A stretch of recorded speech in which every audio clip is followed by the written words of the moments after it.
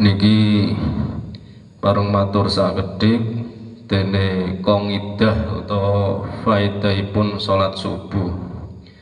Salat subuh menika salat ingkang dipun dawuhake dhateng Nabi Muhammad sallallahu alaihi wasallam kangge umatipun, ananging ingkang gadah salat subuh menika Nabi Adam alaihi salam. Dados salat subuh niku kagungane Nabi Adam.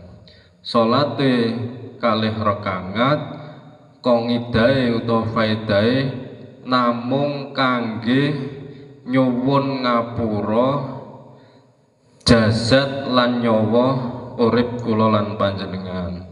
Dadi salat subuh niku mung minangkani kangge nyuwun ngapura badan lan nyawa. Dadi fisike jasate anggenipun kula lan panjenengan dados maksiat, damel maksiat niku dipun ngapurani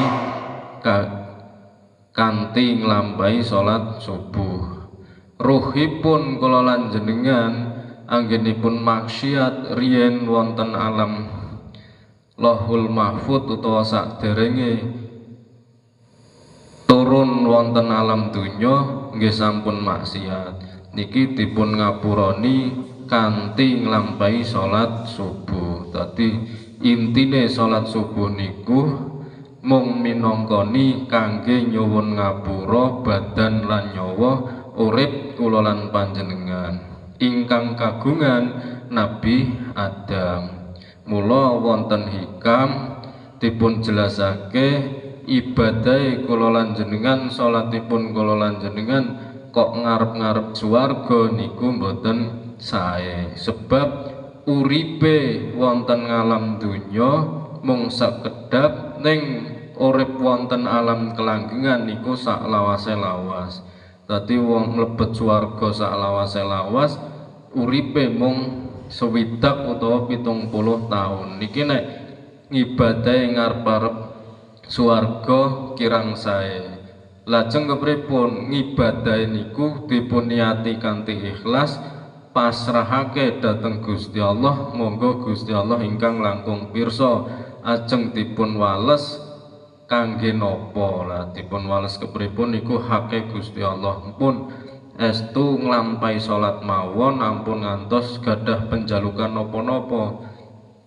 Ikhlas dhateng Gusti Allah niku mung minangkani kewajiban kula lan jenengan. Saklajenge salat subuh niku estu kangge jaga penyakit fisik lan rohani. Nek ngantos mboten nglampahi salat subuh niku penyakit atine nggih kathah, penyakit lahiriah nggih kathah, napa malih ruwe medale niku anggenipun sekarat kangelan.